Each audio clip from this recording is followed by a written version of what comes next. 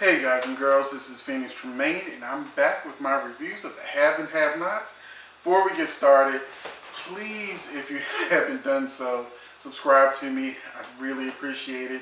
I got a lot of things going on my page, like my detox water.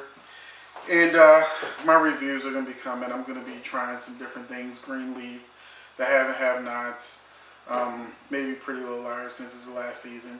Just different things I'm going to be doing with my reviews. So I hope you enjoy them all. But I'm going to do something just a little bit different with this particular review. Because before I talk about this episode of the have and have-nots, I just want to gossip a little bit about some shit. So, because some new information came down to me today, and I think it's interesting, and it kind of ties into the have and have-nots. Now, let me set the stage for you. Okay, so, all I gotta say is I ain't trying to start no shit, but I'm just gonna tell you what's going on, and you can make your own conclusions about the shit.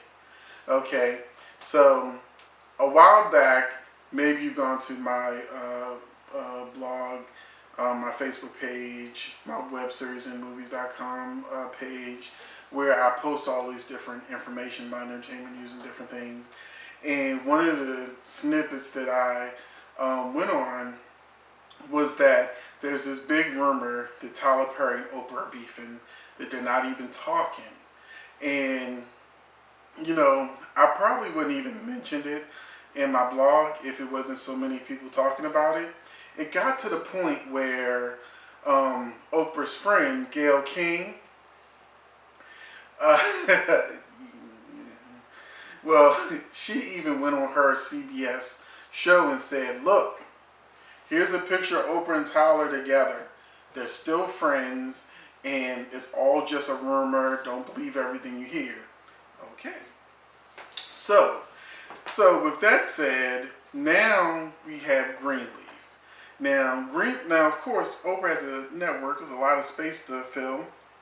So Greenleaf, in the show called Sugar, that's going to be coming also, are two dramas that could potentially take the have and have-not spots if Oprah and Tyler really have fallen out.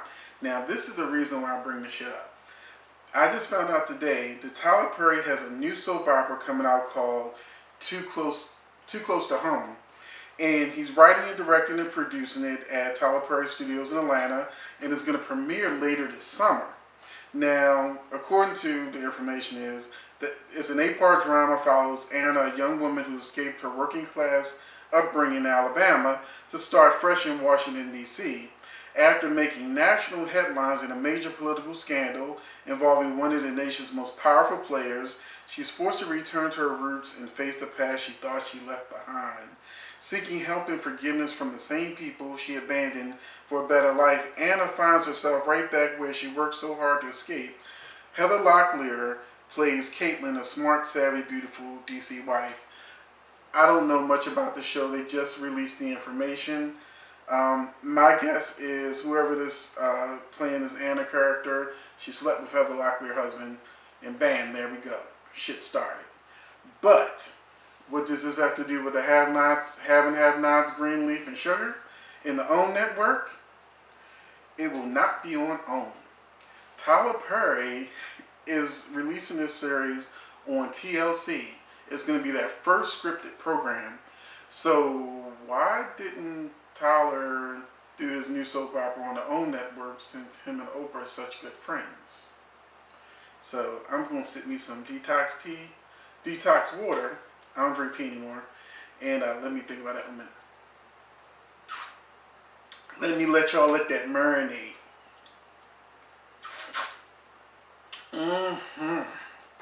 This is some good ass detox water, but they still friends. Business is business. So that's the new news on Tyler Perry's new soap opera. I didn't see any black people in the promotional footage. I'm sure I'm going to post a picture of one of the cast pictures that they put out there. Didn't have Heather Locklear in it, but it's the basic It has Sage from Young and the Restless. She just got killed off Young and the Restless. But Sage, Kelly Sullivan, is going to be on it. And I actually like Kelly Sullivan from General Hospital.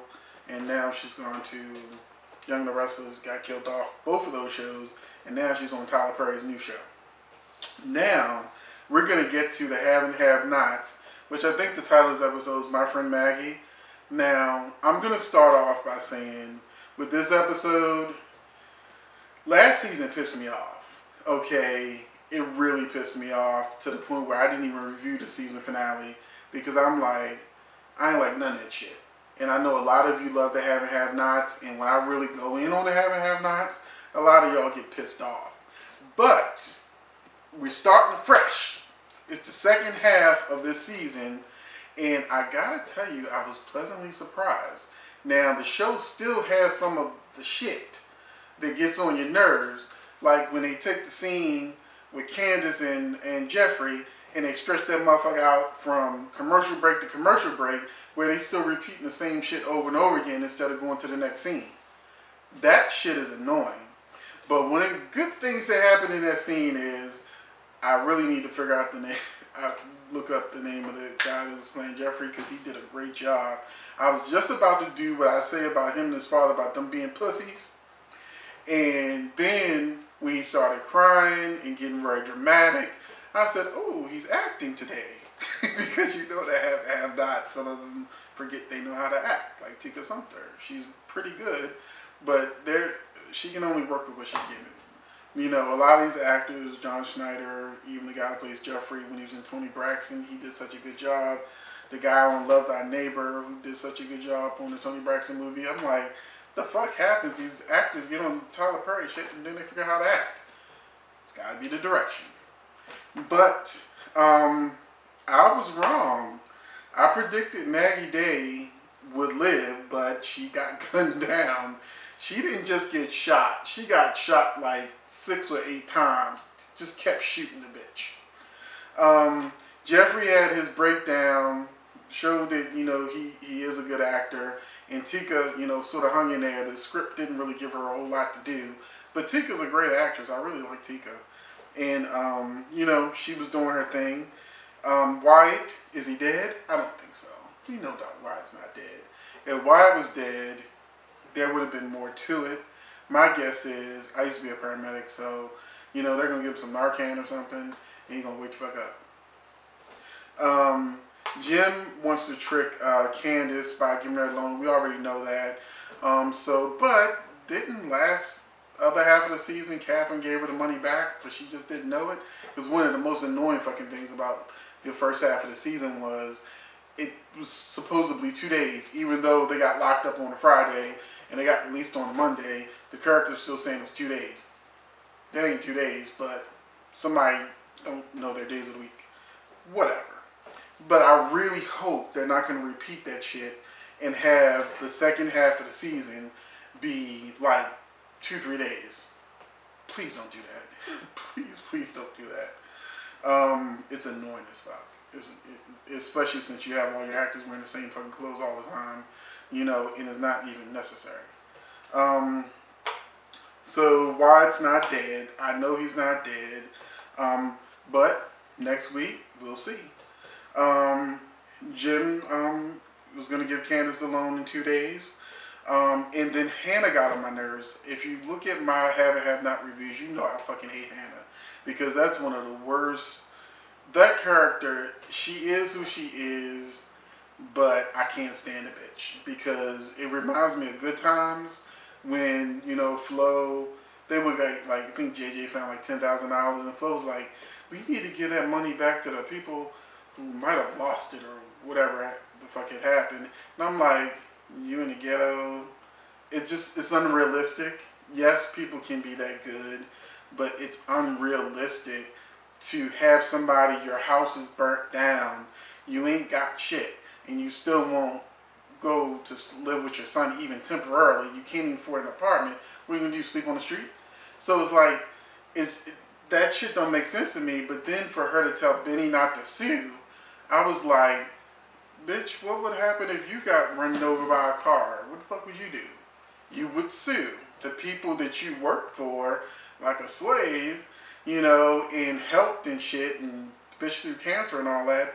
And what she do? She lied. She deceived you. She deceived your son. He had it. He was in the coma. When he came out that coma, Benny ain't act the same since he did. Used to act. Now he's all aggressive and shit, which is better for the character. But all that's due to the accident. So Hannah got on my last fucking nerve, and she's still trying to get Candace's son, and wanting to go over the house and shit like that shit's gonna work. And then when she's like, I hit, you know, Candace hit me, she shouldn't have done that, which is true, because my mother hit me, and I wanted to hit her back, and she was like, hit me, and she's ready to fight, but I'm a good son, so I didn't, and I just sort of like run away from home and shit, because I got tired of like the abuse and all that. But that's a whole nother story for a different day. And so then David thinks Veronica's dead, so he speeds off. He don't actually see who died. Then Ward finds Candy, and I don't know. Is this rape or I'm not sure quite what this is. I know she don't want it, but she's just kind of doing it, just giving him the pussy just because she know he gonna kill her if she don't. And it's kind of rape, but it's kind of not, and it's kind of consensual, but it's kind of not. But there was a witness to everything that went down who also heard it, which is Benny's business partner, was fucking some bitch in the back of a truck, whatever. I didn't even recognize him until she said something later in the episode. But, you know, the actor playing Ward, he actually did a good job, just like the guy playing Jeffrey, he did a good job in this episode. He showed more dimensions to his character, why he's so fucking crazy. I kind of understand him a little bit more. I still don't like his character, but I kind of understand where he's coming from. And Benny and Candace, Hannah convinced Benny to go ask, can he take the baby or she take the baby? And, you know, early on, Jeffrey told Candace that he was fucking Veronica, and so he's like, oh, you know, what are you, a whore? You're a prostitute, and he's a married man, you know, being his mother, fucking hypocrite. And then she shows him the pictures like, no, you know, I just do sex stuff for him, and this is what he likes, and that's why he paid me the money. Still lying to Benny. But, you know, she turned it around, and he didn't want to talk about Veronica. He ran out the house because he didn't want to talk about him fucking Veronica. And then the cool part of the episode, which made me like the episode more based on the trailer for next week, the promo for next week, was when Jeffrey and his officer.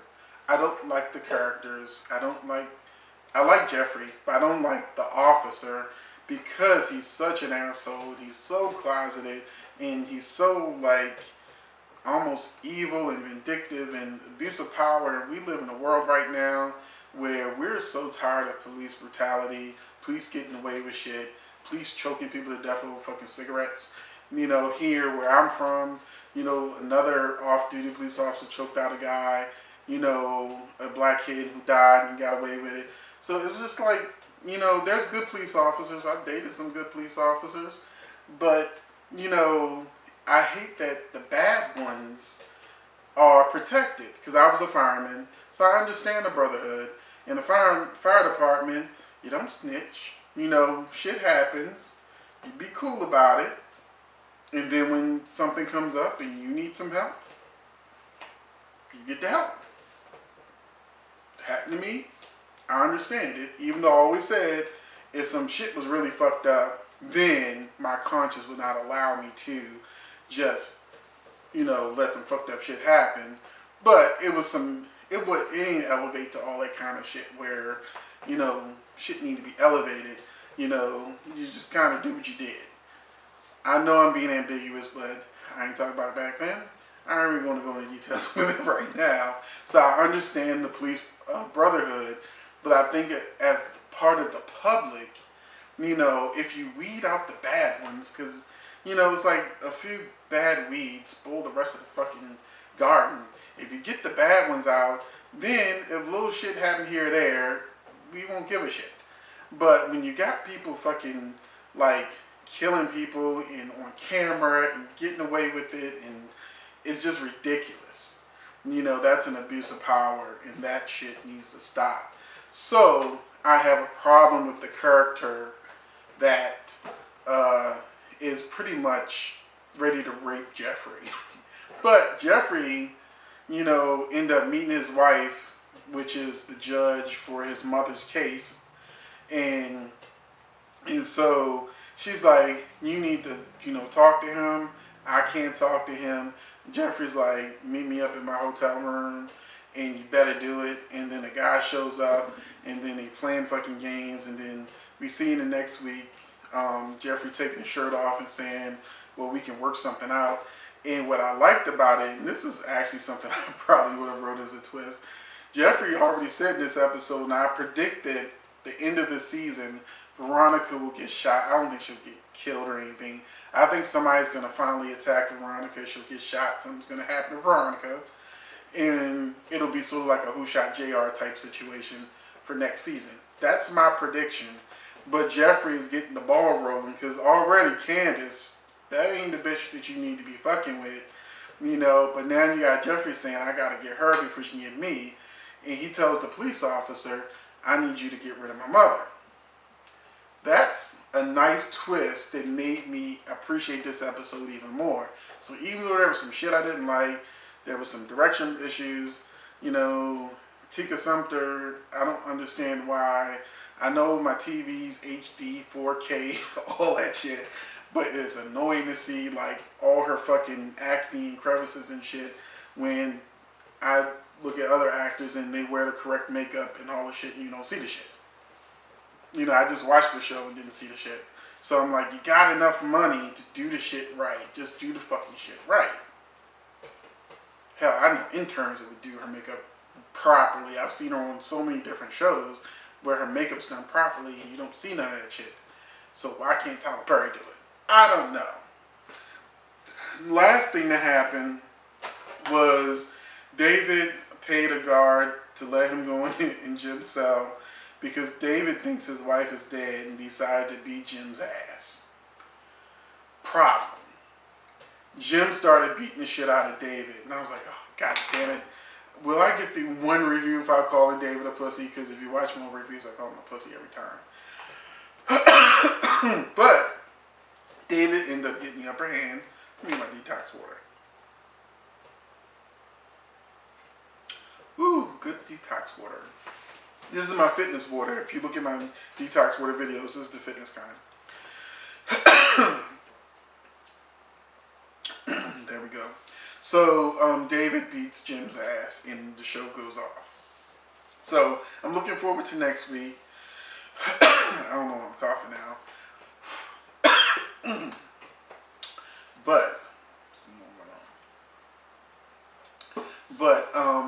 Yeah, that's it. You know, next week looks good. David finds out Veronica's not dead. He figures out that she switched things around so Maggie got killed, and it's gonna be good. It's gonna be good. I'm gonna knock on wood. You know, I think Tyler does hear us complain, and he does try to fix shit. And he said in interviews or whatever that he listens to the audience and what the audience want. So my complaint isn't just like me bitching. My complaints are to hopefully somehow, some way, Tyler Perry hears me and me and all the other people who say the same shit and fix the damn show. Okay.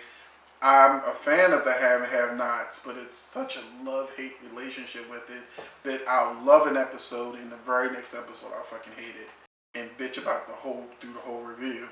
Then the next episode after that, I like it again. But we're starting off right. I like it. I like the twist with Jeffrey. And I hope you keep watching my videos. I got a bunch of detox videos that I would love for you to watch. Also, I'm going to do Greenleaf. So hopefully you watch that, and I ain't going to do it till tomorrow. But I'm going to do Pretty Little Liars too, since like I said, it's the last season. And thank you for watching, and hope you enjoyed my review. And, you know, that little bit of gossip that I gave you in the beginning of the review, I thought I would share it with you just because it was interesting that his new show is going to be on TLC instead of OWN, but it is what it is. Hope you're subscribed.